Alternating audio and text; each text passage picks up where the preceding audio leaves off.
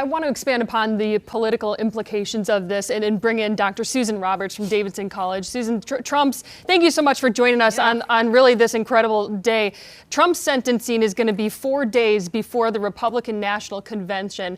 What kind of political implications, if any, do you see happening with this guilty verdict? Well, I see that there will be an impact on the election, at least in terms of running office, getting the nomination, impact on the office of the presidency, and then an impact on civil unrest. And I think going into, I was trying to check, I thought that maybe one of the debates was prior to July 11th. I don't think that it is, because you have to have the conventions. But it's, this is going to be monumental. I think we don't need to say unprecedented anymore, but it'll be monumental. And Dr. Roberts, just as you heard the verdict come down, 34 counts, Donald Trump guilty on all counts. Take us through your reaction.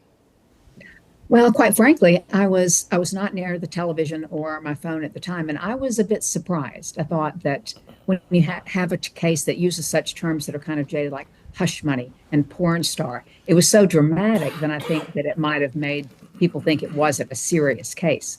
I was a bit surprised, and it could have gone a different way, but I thought you have to be unanimous. That's what I didn't think that it would.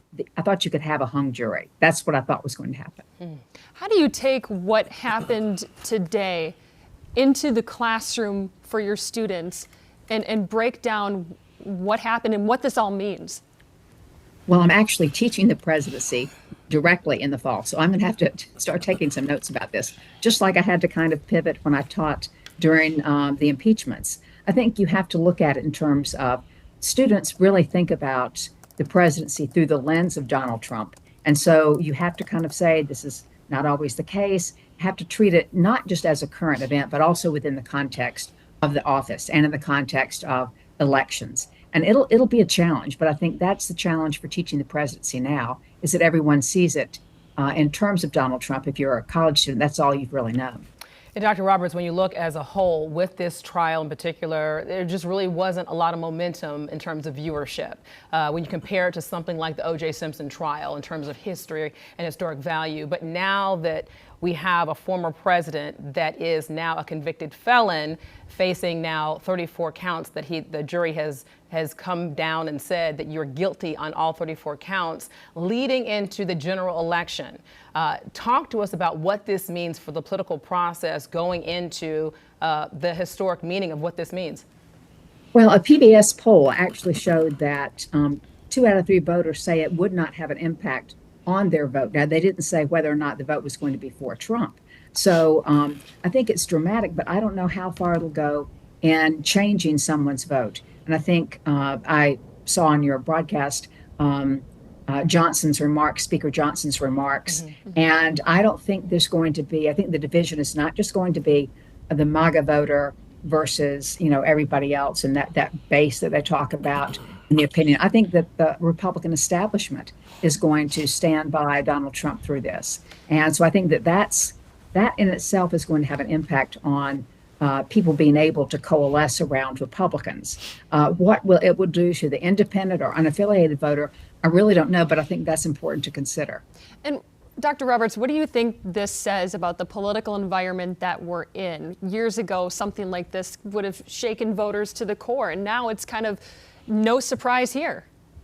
Sure, I think you're absolutely right. It is not a surprise. And I think you find, if you look at the factions and the fractions across the political landscape, and I think that I don't like to use the word normalize, because this is clearly not normalizing a presidential office or the presidency itself, but it is, people are they're not jaded, but they're not surprised and they're not shocked. And I think that tells us something. Dr. Roberts, you're a political professor at Davidson College, so you deal with young minds every day. And for you to be able to talk to your students and to be able to discuss this, what do you think their concerns are right now, especially leading into a general election where we're choosing our next president of the United States? I think right now, I think they're thinking about the office of the presidency. And then, as most Americans would be thinking, how will this impact the election? How will this impact who one votes for? I think it's going to have a huge impact on the way that this campaign is conducted. And I think that is going to be paramount. President Biden he will be responding to this. And that's only going to fan the flames about the verdict and what's coming up. And, watching the first debate will be a bit of a challenge for people that expect, professional rhetoric and debates. I think it's going to color the whole campaign. And so I think they'll look at the campaign, they'll look at the office, and they'll see if they can get a cue about the elections. But I think voters are so, we're polarized at the extremes. I don't think you'll have a lot of movement on the Republican side or the Democratic side. Colleague, do you have any questions for Dr. Roberts? Dr. Roberts, I remember when I taught at the law school, and this obviously would have been an excellent essay question for my students just because you got real-time facts. But how do you teach this and intertwine this with like looking at the office of the president, but then combining the criminal law capacity? I mean, you really don't have anything to point to. When I taught, I like to look for like past events in current events and kind of merge them. How do you do that in this situation?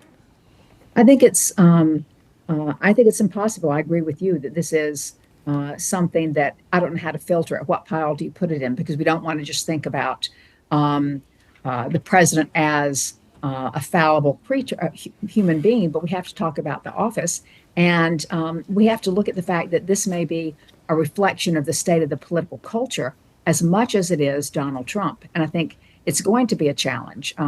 I was trying to think if I think Chat GPT will be much of a help in analyzing this, and I don't know that. I haven't even thought about bringing AI into this. Dr. Susan Roberts from Davidson College, thank you so much for your time today and helping us be able to process exactly this breaking news that we're learning right now.